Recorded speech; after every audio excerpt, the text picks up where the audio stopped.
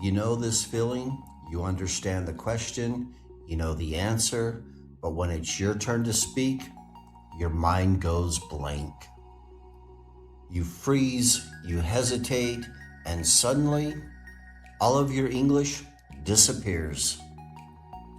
I'm Eric, and if this has ever happened to you, you're not alone, but more importantly, you can fix it.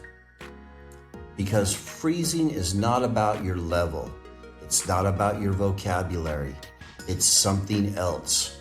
And once you understand it, everything changes. Let's break this down. When you freeze, it feels like your English disappears, but that's not true. Your English is still there. What's happening is this. Your brain is overloaded.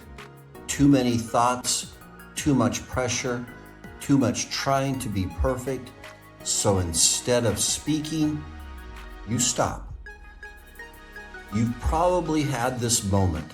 Someone asks you something simple, and your brain goes, okay, answer. Wait, how do I say it? Is this correct? Maybe I should say it better. And then, nothing. Here's the truth. You don't freeze because you don't know English. You freeze because you're trying to control everything. There are three main reasons. Reason number one, you're trying to be perfect.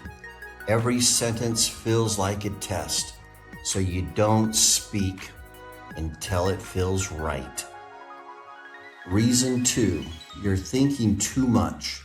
You're building the sentences instead of saying it. Reason three, you're afraid of mistakes, so your brain says, better to say nothing than say something wrong. Freezing is not a language problem, it's a pressure problem. So how do you fix it? Not by learning more, but by changing how you respond. Shift 1. Start speaking before you feel ready. Don't wait for perfect. Speak early, even if it's simple. Shift 2. Use short sentences, not long ones. I think. I went. It was good. Simple keeps you moving. Shift 3. Accept mistakes in real time. Say it wrong, keep going. That's how fluency is built.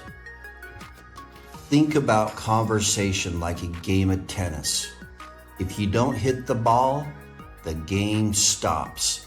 It doesn't matter how perfect your shot is, just hit it. So next time you feel that moment, that freeze, don't wait, say something, anything, because movement breaks the freeze. You don't need more English. You need less pressure, less thinking, less perfection, and more action. I'm Eric. Keep improving, and I'll see you in the next one.